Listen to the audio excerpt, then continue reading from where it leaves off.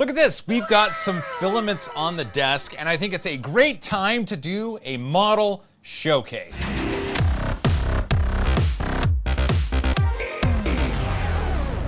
There you are, welcome back. You know, if you think back, like way back. Everybody gather around. We're gonna tell the story of the before time again. I made videos about printing things. Remember those days? Yeah. Yeah, and I've got some really fun filaments here. I have an idea. Like I was here at the studio, I was getting some printers working, and I thought this could be fun. Just printing stuff. So often, I'm having to print something for a client or a specific video or just not for the fun of it anymore. And I saw a model on Twitter that broke my brain a little bit, and I thought, I'm gonna print that. And I printed it a number of times, and so we're gonna make a video on it. Oh, Berlin. So let's start first with this. Is it gonna stay? Legit. That is Polymaker's Polyterra PLA, and it printed this. This is one of Chelsea, from Chaos Cortec, Chelsea. This is one of her fem vases, and I got it on their Patreon. This is a Patreon. So this is called a fem vase, and I believe this model is a take on a classic human form, but as a vase. So as I spin this around, you're gonna know what I mean. But look at the design on that. That looks pretty cool. This was printed on the Elgu Neptune 2 FDM 3D printer, and this was printed in vase mode, which is funny, because vase mode, it's a single wall that follows the perimeter of a model. And if there is too much of a slope, then the bead of filament here isn't underneath the bead of filament above it, and it falls down. And you can kind of see that right here. So right there, it was just a little bit of a slope that that the filament couldn't lay itself on. But I think it turned out great. The Polyterra PLA is an interesting filament, and I thought I'd give it a shot, which is why I also broke out the yellow. I don't know if this is called banana. It should be. Savannah yellow, whatever. That's banana. We printed that one.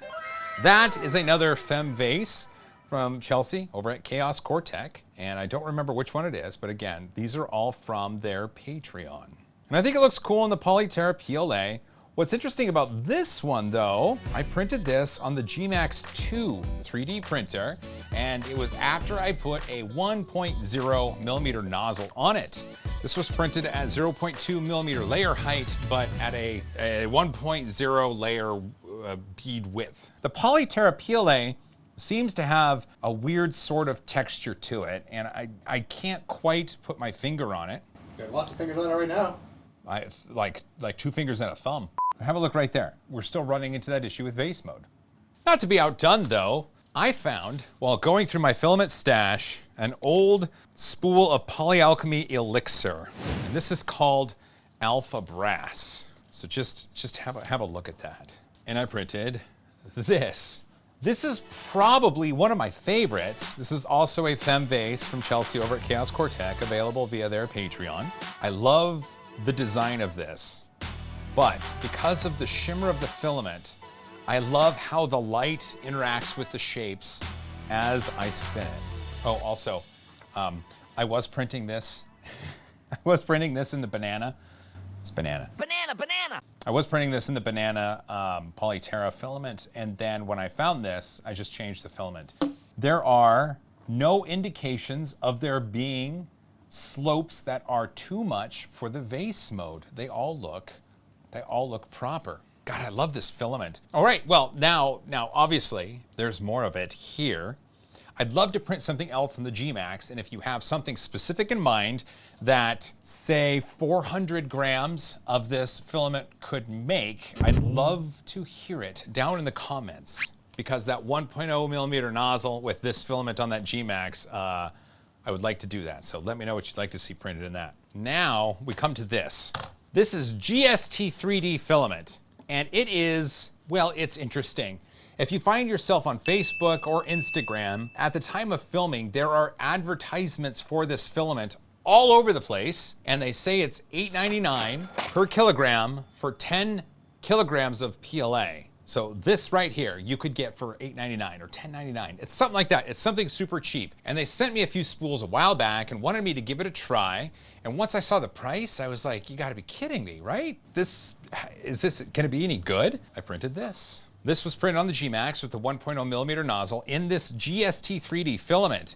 And I love it. I love it. I don't know if it's the fact that it was spit out through a big nozzle or not, but I love this. And part of why I love this fem vase is, if I do that, you can see a line running right up the middle, and you can see designs on either side. The geometries here are playing with your sight and giving you these weird sort of lines to follow throughout it. And also with the geometry, it lets the light cascade down the model in crazy ways. This one was cool, and I thought maybe I should go bigger. In fact, I postulated the question to Twitter. I said, should I go bigger? And everybody that answered was in the affirmative. So I got out the Polyterra. Give it a name, Sean. It's purple. Teletubby. Teletubby. It's not. It's called lavender, but we'll call it Teletubby. The Polyterra Teletubby. It's just terrible. I know. I took this model and I put this on the Artemis, and it's got a 0.6 millimeter nozzle on it, and I did it in vase mode, and it looks like this. And honestly, it came out pretty good. We are seeing more indications of where the slope is just too much for vase mode, and we do get that failure. But I love the look of it. I love the lines of this model. I love how the light interacts with the geometry on the surface. Wait a minute.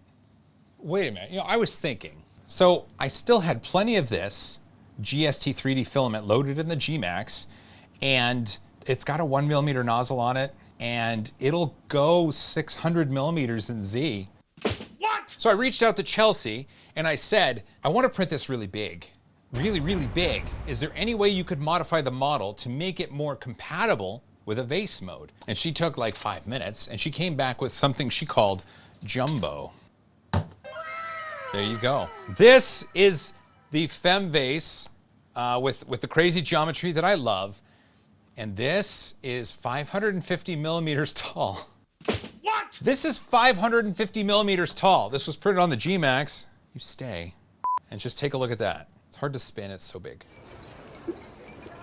Print quality is pretty good. This is the 1.0 millimeter nozzle on the gMax, and this is 0.5 millimeter layer height, and it's in vase mode. What's really cool about vase mode with a larger nozzle is that it's more rigid. So this geometry on the outside, along with the large wall size, make it so it's got some structure to it. Like if I do that, it's not going to break too much. Whereas some of these other ones, they might break a little bit. I know I just printed a model, like big friggin' deal, right? But I had a lot of fun. Part of the reason why I enjoyed this is because I just printed something because I wanted to. I saw this model on Twitter, and the way that the geometry worked with what I was looking at and just seeing the sight lines in the model, it broke my brain. I loved it, and I wanted to print it. Yeah, these are paid models, but there's tens of thousands, hundreds of thousands, millions of models out there you can get for free. If you want stuff like this, it costs you, a coffee or two per month. I'm happy to pay it. There we go. I printed something I liked. I hope you get to print stuff you like as well. And again, I've got more filament left in this spool, and I need to know what to print on the gMax. Well, thanks for coming with me on this joyous printing occasion. I just had fun, and I wanted to tell you about it. If you made it this far, you're awesome. Don't forget to hug each other more, print the stuff that makes you happy, and as always, high five. I am a banana!